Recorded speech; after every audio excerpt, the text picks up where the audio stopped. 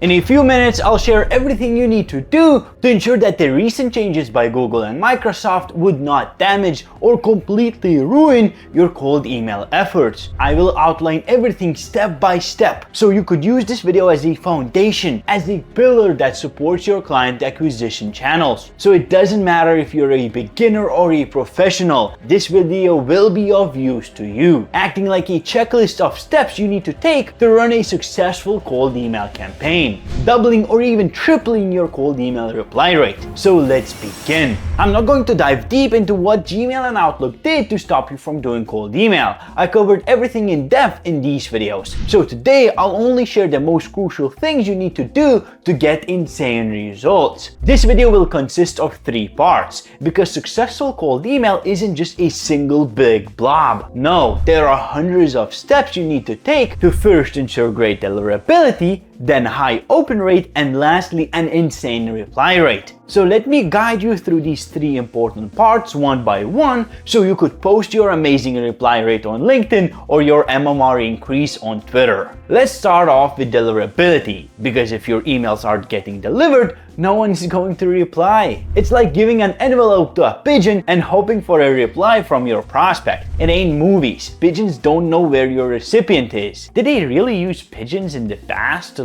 send scrolls? Cold scrolling.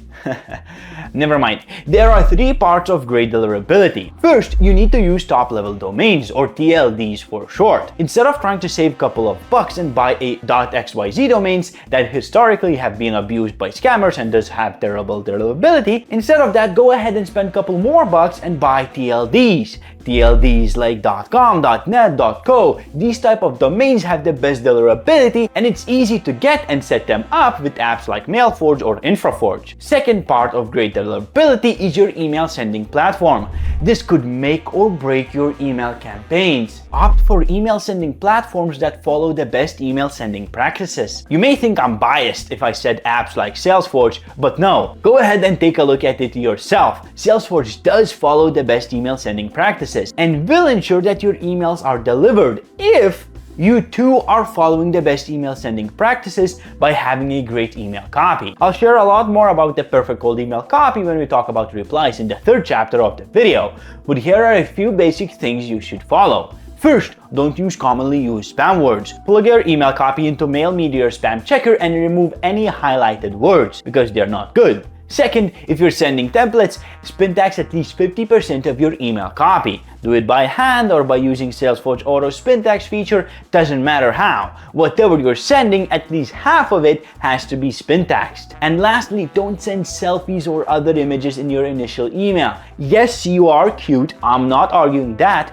but it hurts your deliverability more than it helps your replies. And memes or looms or any other attachments will influence your deliverability, so leave them for follow-up emails. Now, if you do that, your email should be delivered. But before anyone replies, they need to open the email. So let me tell you 2 things that will double your open rate. First, subject line. Of course, I don't think anyone is surprised that subject line influences your open rate. But the problem I have here is that the internet has terrible subject line advice. We have Pookies at Instantly telling you to use quick question. We have cold email experts sharing 90 cold email subject lines that are worth $5,000, but today they are free if you comment blueberries.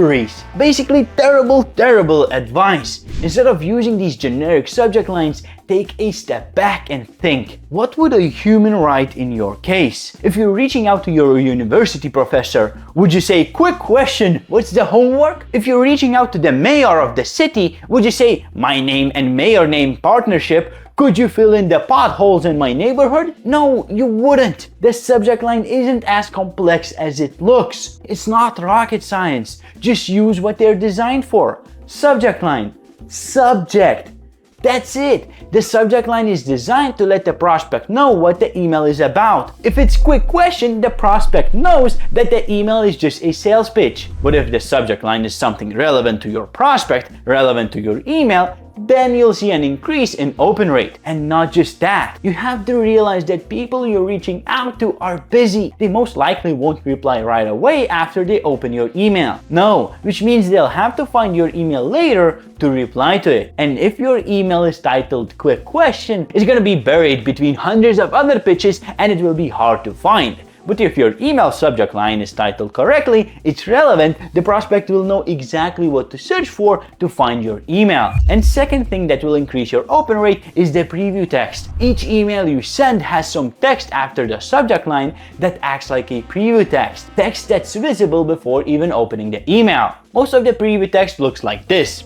Hey, first name. Let's be honest, that's lame, repetitive, and boring. What we're going to do to increase our open rate is replace the sad, overused greeting with an icebreaker, a personalized line. This way your email could look something like this. Ain't that just better? And you don't have to be like a wild animal, throw away any good manners and delete the greeting. No, personalized line can be a greeting in itself. Or you can still say, hey, first name, but not add a line break. I'm not telling you to not say hi. I'm just suggesting that if you said something more than just a hi, you'd see better results. So don't be shy, you're not texting your crush. People overcomplicate cold email. They try to do everything so their outreach doesn't look like a sales email. But everything they do just screams cold email. People think you have to disguise your pitch to look like a normal email, and that's wrong. Your email shouldn't look like a pitch in the first place. You shouldn't even sell anything. And that's the segue into part 3 of the video. Writing your email copy to generate a bajillion of replies. Let's keep going. So what do I mean by saying people try to hide their pitch even though they shouldn't pitch in the first place? Well, to help you understand what I'm about to say, let me ask you this. Imagine a door-to-door salesman. Which one would you trust more? First salesman that comes to your door dressed as a priest, a salesman that once you open the door drops all his act and just pitches you his washing detergent, body wash, nail clippers, and cat food, basically throwing away all of his disguise once he gets a chance. Or would you trust the second salesman more? A salesman that knocks on your door, asks if you have any problems with a leaky roof because of clogged gutters, asks if you clean them yourself or have hired anyone, and only if you need his help will he offer his solution of gutter cleaning. Which salesman is more honest? Which salesman is working to provide value, and which one is working hard to sell everything he has? Which salesman would you trust more?